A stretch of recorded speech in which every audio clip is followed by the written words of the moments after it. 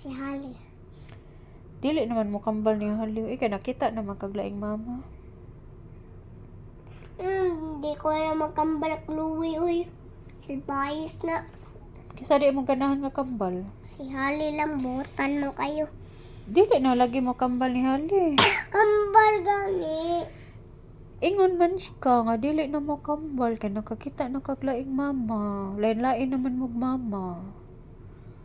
Ako na Kambal makaanak. gani ko. Ako gani kambal. Maldita man na si Chloe. So siya maldita. Si Hali butan.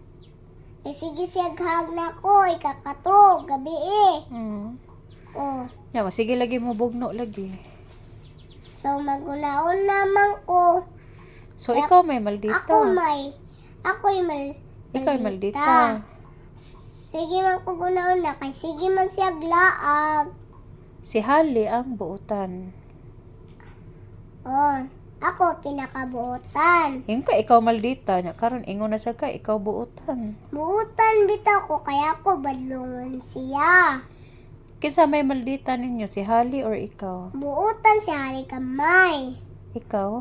So ako buutan ko masta ko. Okay, kinsa maldita ninyo? Kay sige man ko baglong ni Hali.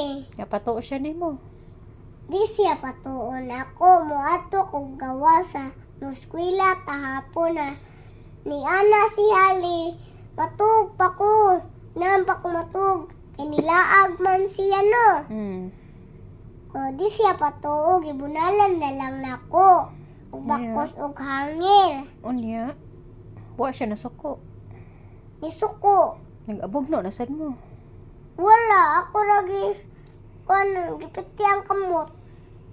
Karon mo hilak, karon di na mo sukol. Kisa may maldita Hadlok ninyo? man siya nako, kung basta ako mabunal. Kisa may maldita ninyo si Hali or ikaw?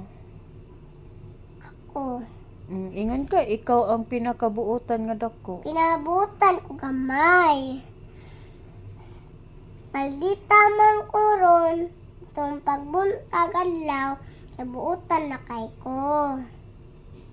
No, Ikaugma. ikaw ugma, ikagabi eh. Na may dibil mo. No, kay nagpuyo man ang ngit-ngit sa dibil. Abong ta kay gisumbag na ni Lord ang dibil. No, nagpuyo man siya sa langit. Kasaban man siya kay iyan ang punuan. Niya, dapat dili mo magbad para dili mo ang kunon sa dibil. Oh, Dapat magbuutan mo oh. para dili masuko si Lord.